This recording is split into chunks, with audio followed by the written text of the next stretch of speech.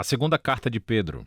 Ela é dirigida à mesma rede de igrejas da primeira carta de Pedro, e provavelmente foi escrita no mesmo local em Roma. Pedro se torna ciente do fato de que morrerá em breve. E a evidência que temos da tradição antiga é que Pedro foi executado pelas autoridades romanas durante o reinado do imperador Nero. E então essa carta atua como um discurso de despedida de Pedro. Ele começa por oferecer um desafio final, que os seguidores de Jesus devem ser pessoas que nunca param de crescer. E esse desafio é seguido por dois avisos finais sobre um crescente número de mestres corruptos que estão desencaminhando os cristãos nessas comunidades da igreja. Primeiro, pelo seu modo de vida corrupto, e segundo, pela sua teologia distorcida. Por toda a carta, Pedro combate as acusações feitas por esses mestres contra si próprio e contra os outros apóstolos. E o objetivo de Pedro é reestabelecer a confiança e a ordem para essas comunidades da igreja. Pedro, então, começa lembrando essas igrejas que, através de Jesus, Deus convidou as pessoas a participarem na sua própria natureza divina. Isso é, para partilhar da vida eterna e do amor do próprio Deus, o que é impressionante. E isso requer uma resposta de uma vida inteira. Aceitar essa dádiva significa estabelecer um compromisso para o desenvolvimento dos mesmos traços de caráter que marcam a natureza divina do próprio Deus. Pedro lista aqui 7 que se devem almejar. E a característica final que engloba e completa todos os outros é o amor. O que, segundo Jesus, significa devotar-se ao bem-estar do próximo, não importando o custo ou o retorno. Amar, segundo Pedro, é compartilhar da vida do próprio Deus. Pedro, em seguida, declara o objetivo da carta. Ela atuará como uma crônica dos seus ensinamentos para serem transmitidos às próximas gerações, pois ele não estará vivo para fazê-lo em pessoa. Então, antes de morrer, ele deseja abordar essas objeções e acusações feitas pelos mestres que distorcem os ensinos de Jesus e dos apóstolos. Pedro, então, aborda uma acusação reproduzida por céticos presentes e futuros, ou seja, que ele e os apóstolos teriam inventado tudo isso sobre Jesus ter ressuscitado dos mortos e ser o rei do mundo. Jesus não vai realmente voltar um dia. Pedro oferece o seu depoimento como testemunha ocular do poderoso momento de transformação de Jesus na montanha. Lembre-se da história em Marcos, capítulo 9. Os apóstolos viram Jesus ser exaltado como rei, e a sua ressurreição significa que ele está vivo como rei e voltará para salvar o nosso mundo um dia. E então, o futuro retorno de Jesus para trazer o reino de Deus cumprirá com o que todas as antigas escrituras têm apontado todo esse tempo.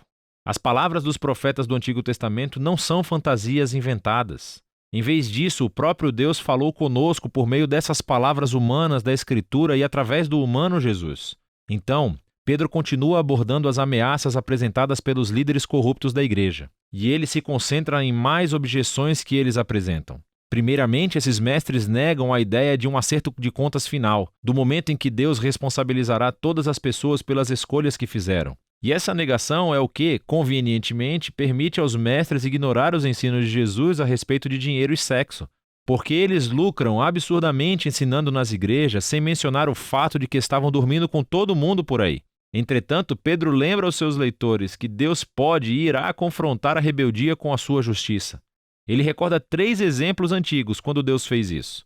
Primeiro, ele menciona a história sobre os filhos de Deus em Gênesis 6, como foi interpretado em uma obra judaica popular da época chamada Primeiro Enoque. Primeiro Enoque diz que os filhos de Deus são anjos rebeldes que passaram dos limites e dormiram com mulheres, merecendo assim o julgamento de Deus. Pedro, então, traz à tona as histórias do dilúvio antigo e de Sodoma e Gomorra. Nos 2 casos, ocorreu uma rebelião que levou ao julgamento divino. Contudo, Pedro diz, Deus sempre foi fiel para libertar seu povo e usa a história de Ló como um exemplo. Pedro faz a ligação entre essas 2 histórias antigas e o modo de vida corrupto dos mestres. Eles também buscam dinheiro e sexo. Eles desprezam a autoridade de Deus e conduzem outras pessoas a pensarem que Deus não se importa com decisões morais. Ele diz que eles ensinam uma mensagem de liberdade cristã e usam-se disso como permissão para fazerem o que desejam.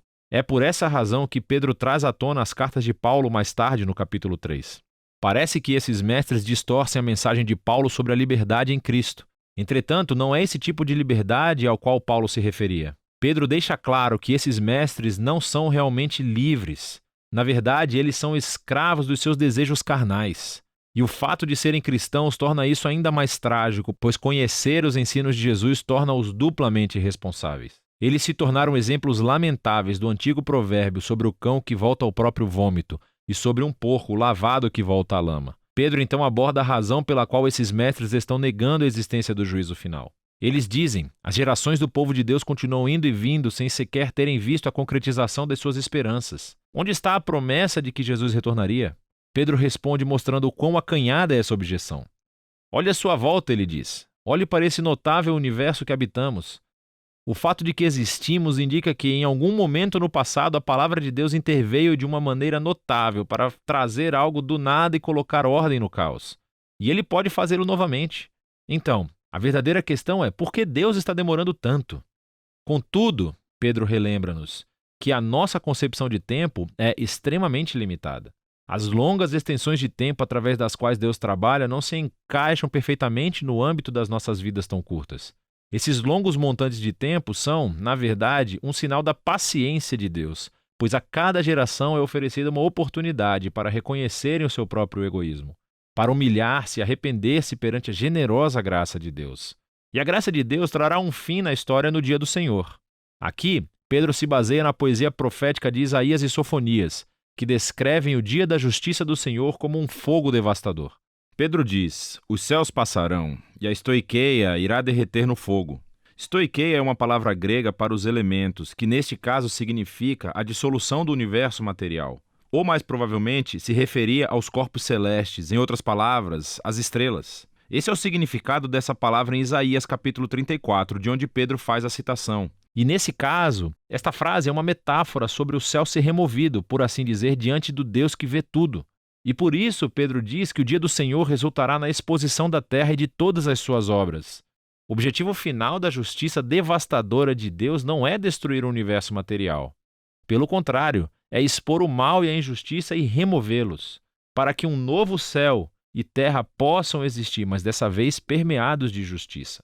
Cheios do amor de Deus e pessoas que conhecem o amor de Deus e amam seus próximos como a si mesmos. Pedro conclui dizendo: esta é a verdadeira esperança cristã que Jesus e os apóstolos têm anunciado, incluindo Paulo, cujos escritos podem ser mal interpretados se reproduzidos fora do contexto, mas todos os apóstolos estão de acordo. E assim, Pedro conclui o seu discurso sobre a igreja. Agora, o tom da segunda carta de Pedro parece bastante intenso, mas a sua paixão vem de uma sólida convicção de que Deus ama este mundo e está determinado a salvá-lo por meio de Jesus. Isso significa que o amor de Deus deve enfrentar e lidar com o pecado e a injustiça que arruinaram com seu mundo amado. E, em seu tempo, Deus o fará, revelando um novo futuro para a humanidade e para o próprio universo.